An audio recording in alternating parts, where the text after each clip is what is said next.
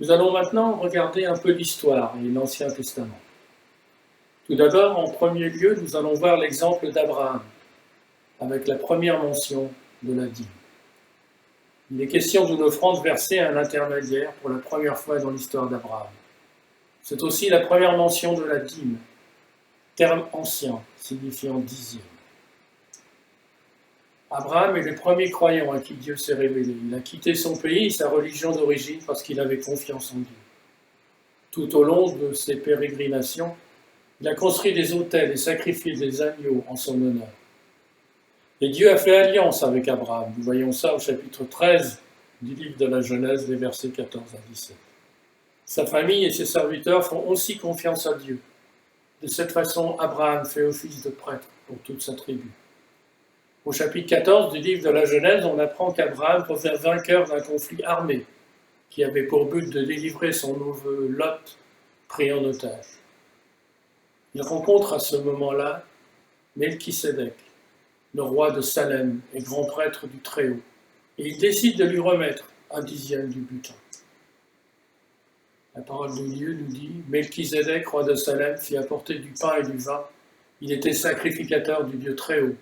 Il bénit Abraham et dit « Béni soit Abraham par le Dieu Très-Haut, maître du ciel et de la terre. Béni soit le Dieu Très-Haut qui a livré les adversaires entre tes mains. » Et Abraham lui donna la dîme de tout. Genèse chapitre 14, verset 18 avant. C'est la première fois que nous voyons Abraham faire une offrande qui ne soit pas un sacrifice de bétail. Le fait qu'Abraham verse la dîme de tous ses revenus à Melchisédek signifie qu'il reconnaît que celui qui partage sa foi dans le même Dieu, signifie que celui-ci partage sa foi dans le même Dieu. Cela signifie également qu'il reconnaît Melchisédek supérieur à lui vis-à-vis de Dieu. Lui remettre son offrande est alors équivalent à remettre cette même offrande à Dieu.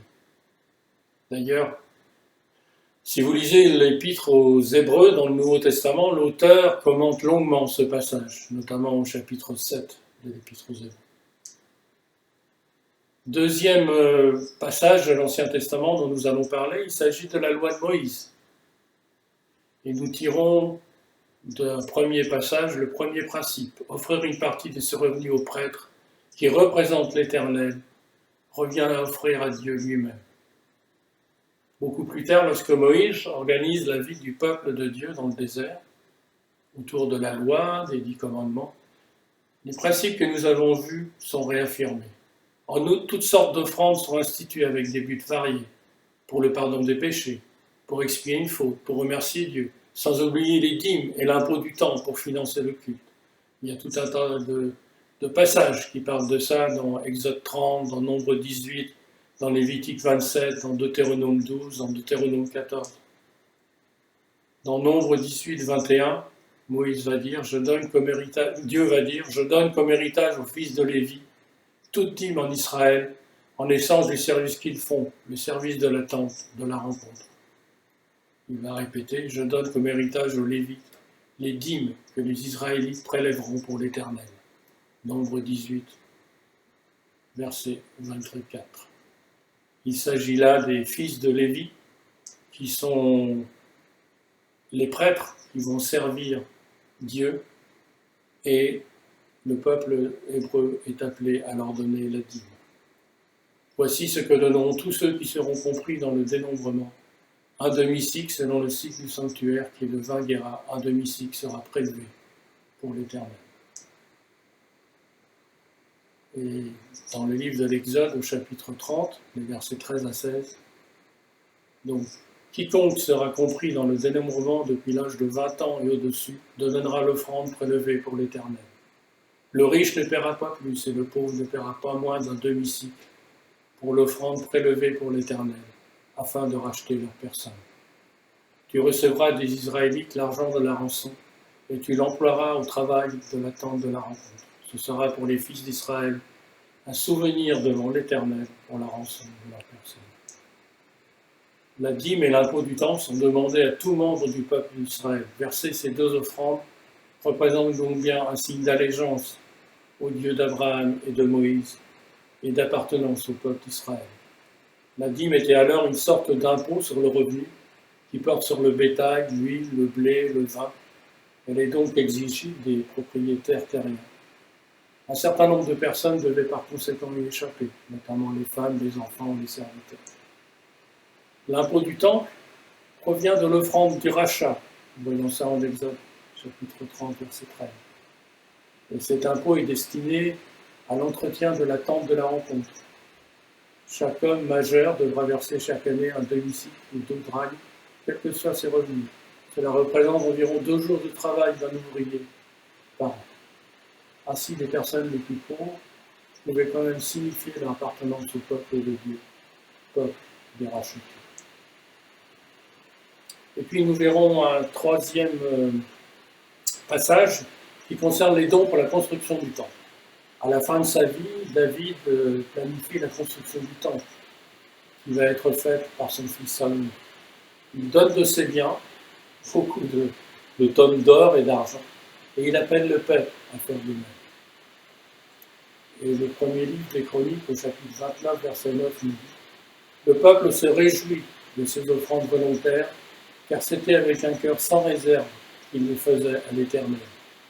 Le roi David, lui aussi, en éprouvant une grande joie. Et voici la prière que fait David après que le peuple et ses chefs aient vraiment fait preuve d'une grande générosité. C'est de toi que viennent la richesse et l'honneur. C'est toi qui domines sur tout. C'est dans ta main que sont la force et la puissance. Et c'est ta main qui a le pouvoir de tout agrandir et de tout fortifier. Maintenant, notre Dieu, nous te louons et nous célébrons ton nom glorieux. Qui suis-je en effet et qui est mon peuple pour que nous puissions te faire ces offrandes volontaires? Oui, tout vient de toi et nous recevons de ta main ce que nous t'offrons. Nous sommes devant toi des étrangers, des immigrés comme tous nos ancêtres. Nos jours sur la terre disparaissent comme l'ombre sans espoir. Éternel notre Dieu, c'est de ta main que viennent toutes ces richesses que nous avons préparées pour construire une maison en ton honneur, en l'honneur de ton saint nom. C'est à toi que tout appartient. Et c'est mon Dieu que tu es capable de mettre le cœur à l'épreuve et que tu aimes la droiture. Aussi je t'ai fait toutes ces offrandes volontaires avec un cœur droit. Et je vois maintenant avec joie ton peuple ici présent agir de la même manière.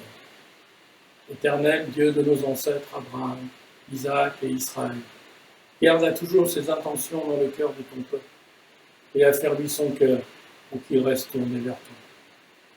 Le premier livre des Chroniques, chapitre 29, verset 12 à 18. Dieu bénit Israël d'avoir donné avec un cœur droit, sans réserve, sans sous-entendu, sans contrainte. Alors, maintenant en ce qui nous concerne, quelles sont nos responsabilités générales? Comment utiliser à bon escient l'argent que Dieu nous donne? À travers les ressources qu'il nous donne, Dieu a pour nous un but, un projet, celui de pourvoir à nos besoins, afin que nous menions une vie intègre et juste, et aussi d'assumer nos responsabilités envers les autres.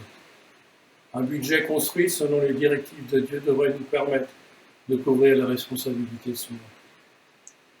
Premièrement, prendre soin des besoins matériels de notre famille. Dans sa première lettre à Timothée, au chapitre 5, au verset 8, l'apôtre Paul va dire à Timothée, « Si quelqu'un n'a pas soin des siens, et principalement ceux de sa famille, il a renié la foi, il est pire qu'un infidèle. » Deuxièmement, cela nous sert à nous dégager de nos dettes. Il y a 2 versets clés à ce sujet. Romains 13, verset 8. « N'ayez de dette envers personne, sinon l'amour que vous vous devez les uns aux autres. Celui qui aime les autres a obéi complètement à l'amour. » Et le livre des Proverbes, au chapitre 22, verset 7, nous dit « Le riche domine sur les pauvres, et celui qui emprunte est l'esclave de celui qui prête. »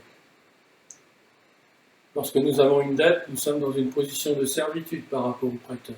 Plus nous sommes endettés, plus nous sommes serviteurs. Nous n'avons plus la liberté de décider de dépenser notre argent comme bon nous semble, car nous sommes engagés légalement à rembourser ces dettes. L'épisode de 2 Rois, chapitre 4, versets 1 à 7, est particulièrement significatif à ce sujet. Élisée a aidé la femme à s'affranchir de ses dettes. « Va vendre l'huile et paie la dette, puis tu vivras toi et les fils de ce qui restera. » 2 Rois, chapitre 4, versets 1 à 7. Dieu veut nous affranchir de toute dépendance autre qu'à lui-même. C'est pour ça qu'il nous veut, autant que possible, libres de toute dette. Bien sûr, aujourd'hui, nous ne vivons plus dans le même contexte. Certaines dettes sont difficiles à éviter. Acheter son domicile, parfois une voiture, mais sachons les limiter avec sagesse au maximum, et remboursant le plus vite possible. De nos jours, la plus grande exception, évidemment, concerne les investissements à long terme, comme l'achat d'un bien immobilier, appartement ou maison. Et essayons d'être sages et de limiter au maximum nos dettes. Troisième point, assumer nos responsabilités sociales. Payer nos impôts, nous acquitter des différentes taxes est une responsabilité très importante devant Dieu. Dans l'Ancien Testament, les tribus d'Israël s'acquittaient de différentes dîmes pour couvrir les dépenses inhérentes au fonctionnement de l'État. Cela représentait près du quart de leurs revenus. Et l'Épître aux Romains, chapitre 13, versets 1 et 2, nous dit que toute personne soit soumise aux autorités supérieures, car il n'y a point d'autorité qui ne vienne de Dieu. C'est pourquoi celui qui s'oppose à l'autorité résiste à l'ordre que Dieu a établi. Quatrième point, nos biens, notre argent nous sert à pourvoir aux besoins de l'œuvre de Dieu. En choisissant de nous confier la gestion de ces richesses, Dieu s'est mis en situation de dépendre de notre libéralité pour financer les ressources nécessaires à l'établissement et au développement de son Église et de toutes les entreprises qu'elle génère. Œuvres d'évangélisation, missions à l'étranger, bâtiments, édition de livres chrétiens, écoles bibliques, dispensaires médicaux comme celui que nous soutenons au Burkina. Et cinquième point, prendre soin des pauvres.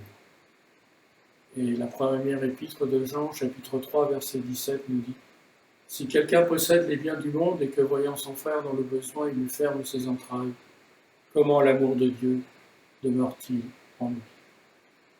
Alors si les trois premiers points tombent sous le sens, il n'en est pas de même pour les deux derniers, que l'on regroupe généralement sous le terme générique d'offrande. Nous avons parfois tendance à les considérer comme optionnels et non comme une vraie responsabilité. C'est pourquoi on va maintenant examiner plus en détail ce que cette responsabilité recouvre et comment Dieu s'attend à ce que nous l'assumions.